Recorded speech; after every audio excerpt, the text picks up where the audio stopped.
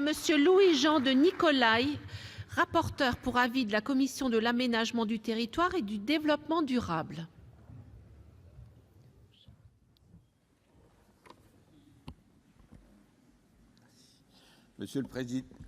Madame la Présidente, Madame la Ministre, Monsieur le Président de la Commission des lois, Monsieur le rapporteur, mes chers collègues. La Commission de l'aménagement du territoire et du développement durable a examiné au fond, sur délégation de la Commission des lois, les 7 articles du titre 1 de la proposition de loi dont nous avons à connaître aujourd'hui et qui ont pour objet la création d'une agence pour la cohésion des territoires. La Commission considère que cette proposition arrive au bon moment, alors que le président du Sénat et de nombreux élus souhaitent la réalisation de ce projet depuis plus d'1 an et que le président de la République a annoncé la création de l'agence lors de la Conférence nationale des territoires du 17 juillet 2017. Depuis cette date, pourtant, rien ou presque rien n'a changé. Et il serait dommageable que ce projet d'agence pour la cohésion des territoires devienne un serpent de mer, alors que les problèmes qu'elle doit résoudre sont bien réels et urgents. Je rappelle à cet égard que parmi les 26 propositions que nous avons formulées avec le président Maurey en 2017, dans notre rapport d'information consacré à l'aménagement du territoire, figurait déjà l'idée de créer un guichet unique au service des territoires ruraux et périurbains pour répondre à leurs besoins en ingénierie et en conseil. Je salue donc l'initiative de nos collègues qui montre la détermination du Sénat à inventer des solutions pour ces territoires.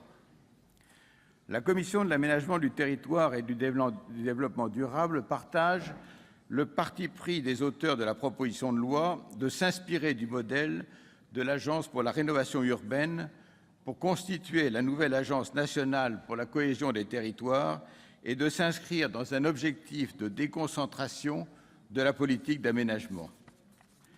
Nous avons plus que jamais besoin d'une politique volontariste d'aménagement du territoire et de rééquilibrage territorial face à une polarisation croissante entre les métropoles dynamiques et les petites villes, campagnes et bourgs qui constituent les territoires ruraux et périurbains.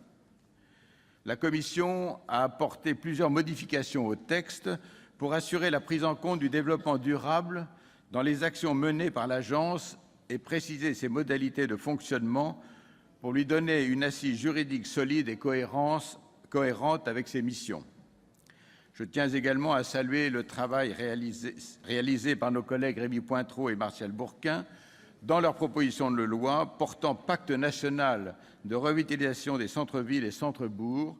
Nos réflexions convergent et l'agence de revitalisation qu'ils proposent aura certainement vocation à s'intégrer à l'Agence nationale pour la cohésion des territoires. Une précision me paraît importante à cet égard. La nouvelle agence ne doit pas s'inscrire en juxtaposition par rapport à des entités existantes.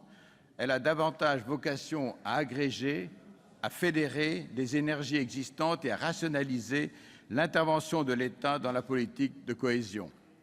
Nous ne voulons pas créer un nouveau guichet. J'attire votre attention, Madame la Ministre, sur la nécessité de prendre sans délai les mesures visant à répondre à une demande forte d'accompagnement des territoires et de soutien en ingénierie technique et financière pour favoriser leur développement.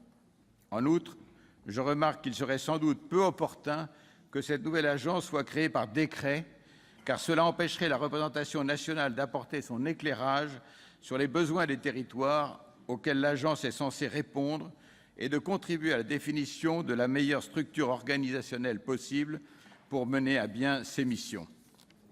Pourriez-vous, Madame la Ministre, nous donner des précisions supplémentaires sur ce front et au-delà sur le calendrier de création de l'agence?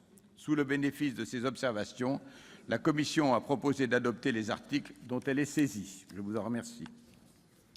Merci, Monsieur le rapporteur.